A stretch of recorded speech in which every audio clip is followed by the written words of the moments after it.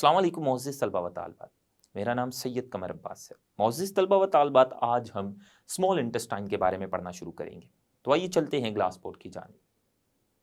मोअज़्ज़िज़ तलबा व तालिबात, आज हम पढ़ने वाले हैं एलिमेंट्री कैनाल के एक और हिस्से स्मॉल इंटेस्टाइन के बारे में। स्मॉल इंटेस्टाइन क्या है?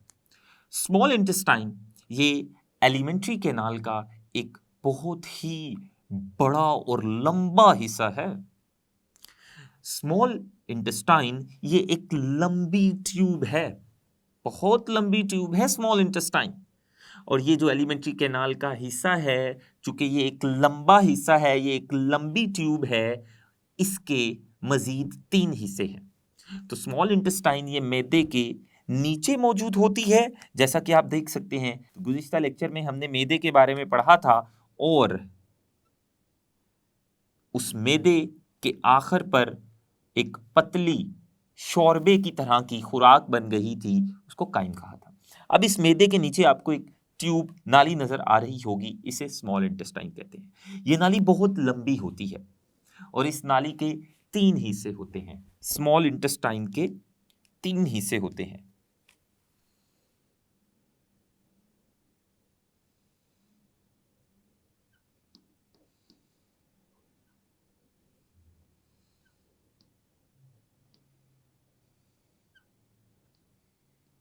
इसके 3 हिस्से होते हैं। पहला हिस्सा है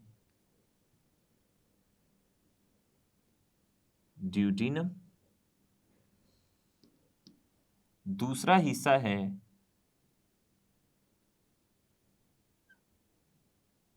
जेजुनम, तीसरा हिस्सा है स्मॉल इंटेस्टाइन का इलियम। तो ये स्मॉल इंटेस्टाइन के 3 हिस्से हैं। स्मॉल इंटेस्टाइन का जो पहला हिस्सा है, जिसे ड्यूडिनम कहते हैं, इसकी लंबाई 10 इंच या 25 सेंटीमीटर होती है। इसकी जो लंबाई होती है वो 10 इंच या 25 सेंटीमीटर होती है। जबकि स्मॉल इंटेस्टाइन का जो दूसरा हिस्सा है, जिसको हम जेजुनम कहते हैं, इसकी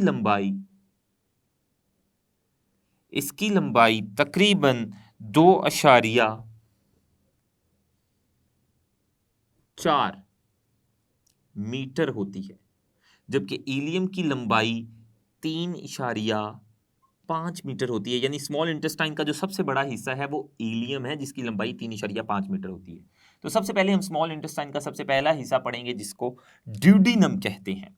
तो ड्यूडिनम जो कि 10 इंच लंबा हिस्सा है या 25 सेंटीमीटर लंबा हिस्सा है, इसके बारे में पढ़ते हैं। ड्यूडिनम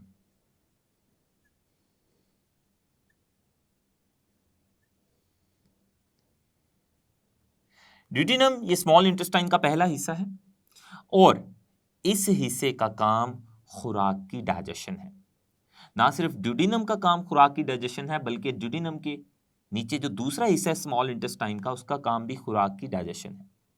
जबकि जो खुराक की एब्जॉर्प्शन होनी है वो स्मॉल इंटेस्टाइन का आखिरी हिस्सा सर अंजाम देगा, जो कि इलियम है। इलियम का काम सिर्फ डाइजेस्टेड, टूटी हुई छोटे छोटे जर्रों की शक्ल में जो खुराक है, जो डाइजेस्टेड है, उसको एब्जॉर्ब या जज़ब करना है। तो ड्यूडिनम ये एलिमेंट्री कैनाल का वो हिस्सा है जहां सबसे ज्यादा डाइजेशन का अमल होता है। इतनी खुराक की डाइजेशन ना ही मैदे में होती है, ना ही खुराक की नाली के किसी और हिस्से में होती है, जितनी ड्यूडिनम में होती है। तो इस हिस्से में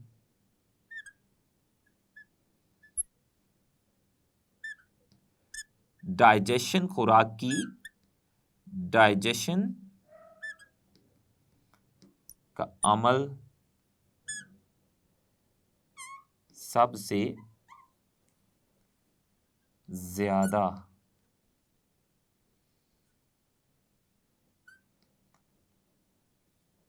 होता है।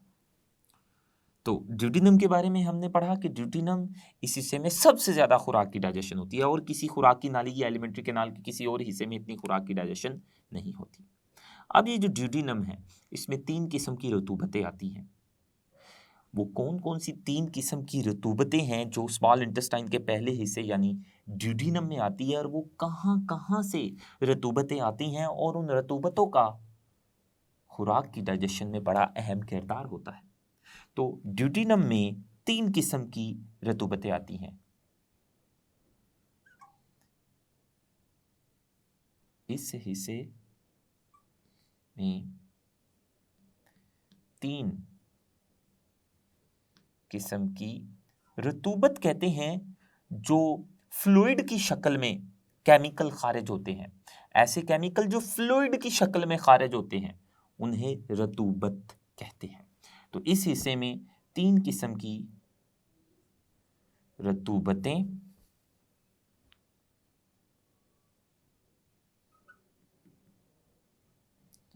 आती हैं। पहली जो रतूबत है वो है बाइल, जो ड्यूडेनम में आता है। सबसे पहली रतूबत बाइल है।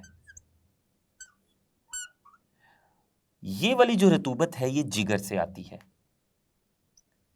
ये जिगर से ड्यूडेनम में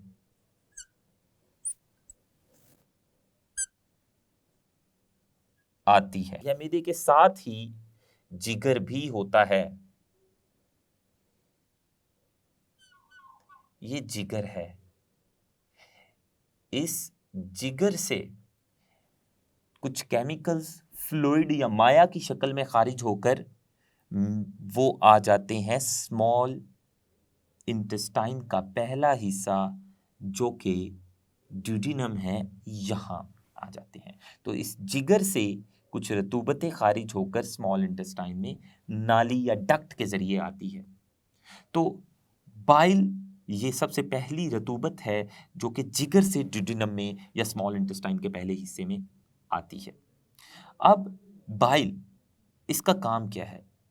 ये लिपिड्स की डाइजेशन में मदद देता है। ये जो बाइल है ये जिगर से स्मॉल इंटेस्टाइन में आएगा, स्मॉल इंटेस्टाइन के पहले हिस्से यानी ड्यूडेनम में आएगा, और इसका काम लिपिड्स की डाइजेशन है। ये लिपिड्स की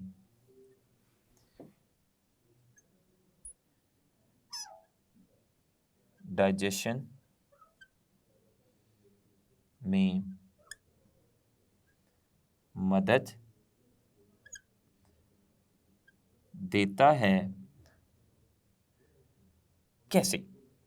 दरअसल इसका काम लिपिड्स की इमल्सिफिकेशन है। इमल्सिफिकेशन का मतलब है लिपिड्स के जो कतरे होते हैं खुराक में, हमारी खुराक में ऑयल होता है, ऑयल लिपिड की ही किस्म है। तो जो लिपिड्स के कतरे होते हैं उनको एक दूसरे से अलग अलग रखना, ये इमल्सिफिकेशन कहलाता है। और इमल्सिफिकेशन बाइल ही सरंजाम देता है, जो कि जिगर से आने वाली रतूबत है, माया है या फ्लूइड है। तो बाइल लिपिड्स की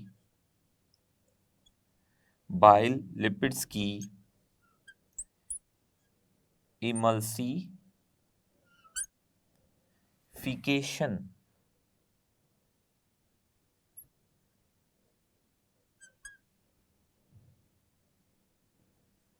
करता है। जबकि इमल्सिफिकेशन से मुराद लिपिड्स के कतरों का अलग अलग रहना है। इससे मुराद, इमल्सिफिकेशन से मुराद लिपिड्स के कतरों का एक दूसरे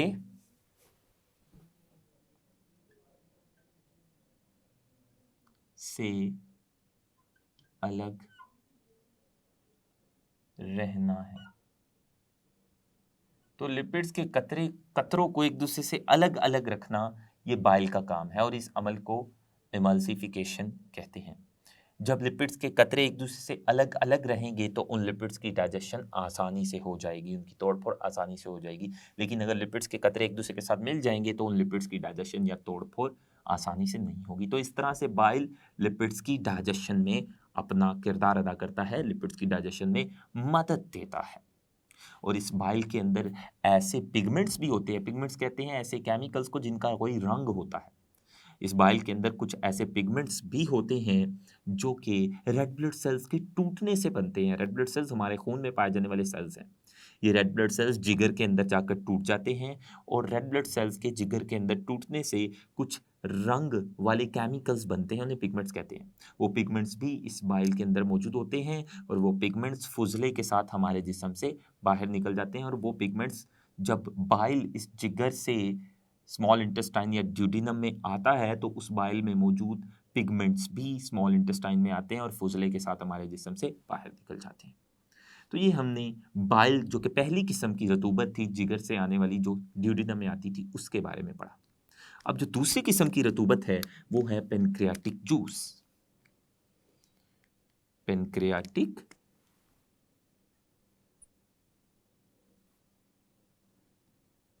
पेनक्रियाटिक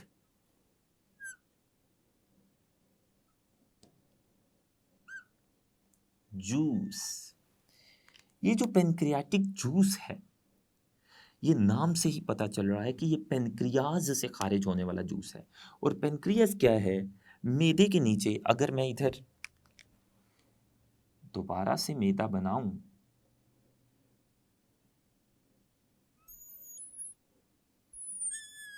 ये जे शक्ल का, अंग्रेजी हरफ जे की शक्ल का मैदा है। इस मैदे से नीचे ये जो आप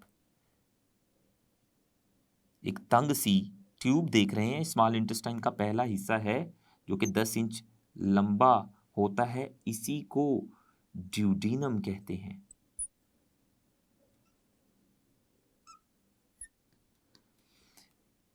मैदे के साथ जिगर होता है और इस जिगर से बाइल स्मॉल इंटेस्टाइन में एक नाली या डक्ट के जरिए चला जाता है यहाँ, और इसी स्मॉल इंटेस्टाइन या ड्यूडिनम में ऊपर से काइम भी आता है जो पतले शोरबे की शक्ल में मौजूद खुराक है। खैर, हम पेनक्रियाटिक जूस पढ़ रहे थे। पेनक्रियाटिक जूस कहाँ से खारिज होता है? मैदे के नीचे एक ऑर्गन होता है, इस ऑर्गन को पेनक्रियस कहते हैं।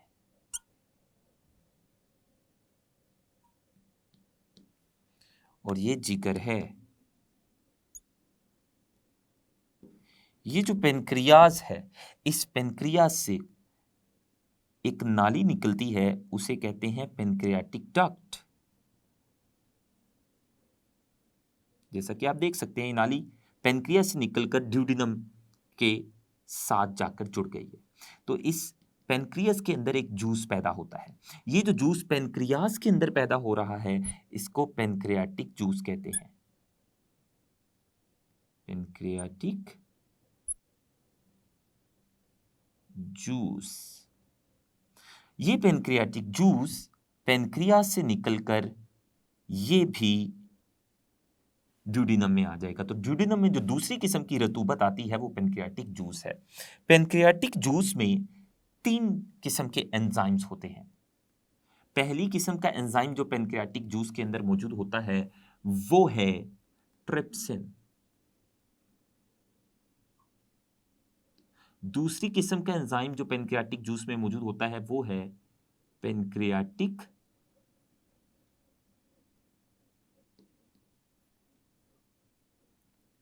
अमाइलेज।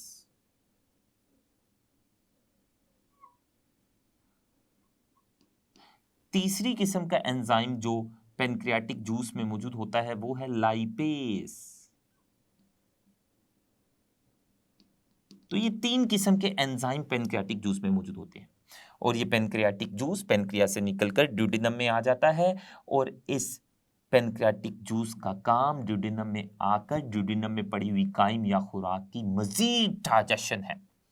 ये जो 3 किस्म के एंजाइम्स है, ये ड्यूडिनम में पड़े हुए ड्यूडेनम में पड़ी हुई खुराक की मजीद डाइजेशन करेंगे।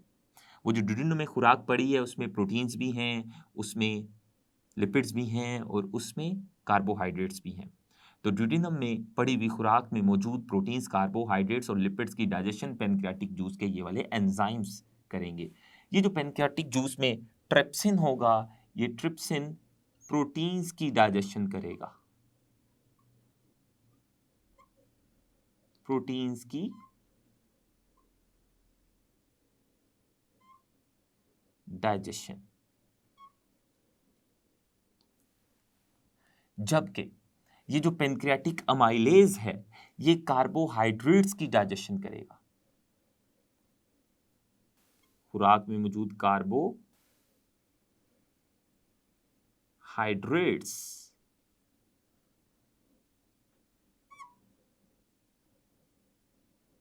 की डाइजेशन वो पेनक्रियाटिक अमाइलेज एंजाइम करेगा। जबकि लाइपेज ये लिपिड्स की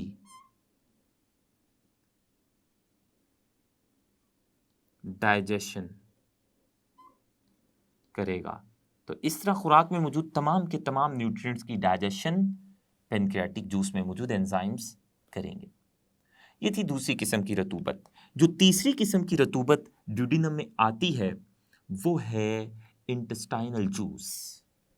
तीसरी किस्म की रतूबत इंटेस्टाइनल जूस है। इंटेस्टाइनल,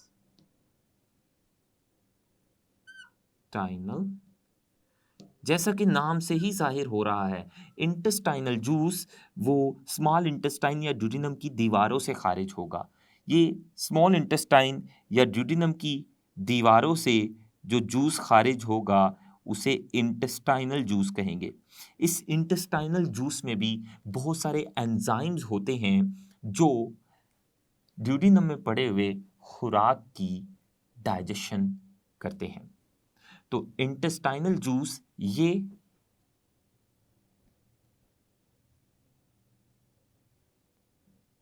ड्यूडेनम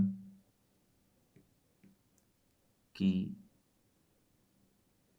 दीवारों से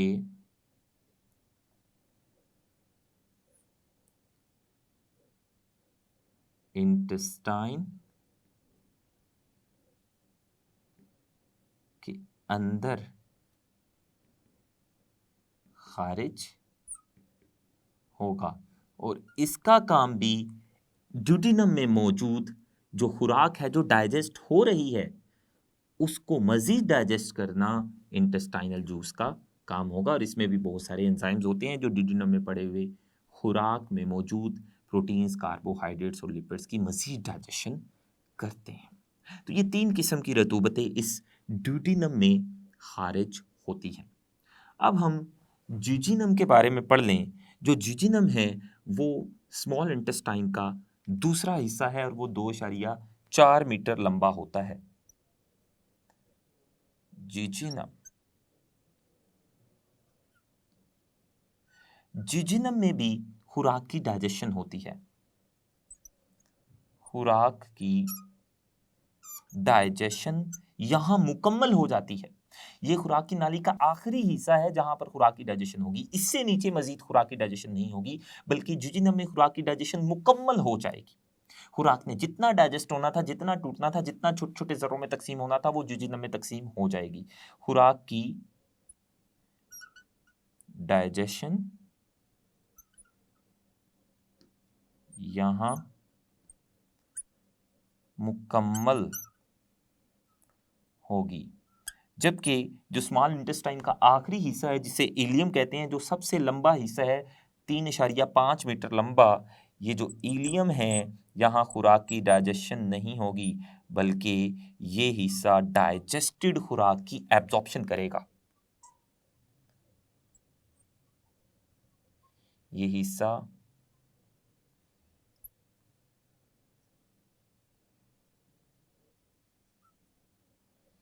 डाइजेस्टेड खुराक की एब्जॉर्प्शन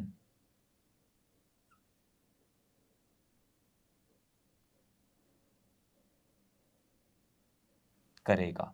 इलियम का, जो कि स्मॉल इंटेस्टाइन का आखिरी हिस्सा है, और हम आने वाले लेक्चर में पढ़ेंगे कि इलियम किस तरह से खुराक की, जो डाइजेस्टेड खुराक है, उसकी एब्जॉर्प्शन करता है। मोअज़्ज़िज़ तलबा व तालिबात, आज हमने स्मॉल इंटेस्टाइन का पहला हिस्सा ड्यूडिनम, उसकी तफसील जानी और ये जाना कि ड्यूडिनम में क्या होता है और ड्यूडिनम में कौन कौन सी रतूबतें खारिज होती हैं। 3 किस्म की रतूबतें जो खारिज होती थी, उनमें से एक जिगर से आती थी जिसे बाइल कहते हैं, एक पेनक्रियास से ड्यूडिनम में आती थी जिसे पेनक्रियाटिक जूस कहते हैं, और उसमें पाए जाने वाले एंजाइम्स के बारे में पढ़ा, और वो एंजाइम्स खुराक में मौजूद किन किन न्यूट्रिएंट्स की डाइजेशन करते हैं वो भी जाना। और फिर आखिर पर हमने इंटेस्टाइनल जूस के बारे में पढ़ा और जाना कि जुजिनम और इलियम, खुराक की नाली के जो 2 हिस्से हैं, जुजिनम और इलियम, और ये स्मॉल इंटेस्टाइन का दूसरा और तीसरा हिस्सा है, इनमें क्या होता है। जुजिनम में खुराक की डाइजेशन मुकम्मल होती है, जबकि इलियम में जो डाइजेस्टेड खुराक है वो मुकम्मल तौर पे जज़ब हो जाती है। आज के लिए इतना ही। अल्लाह हाफ़िज़।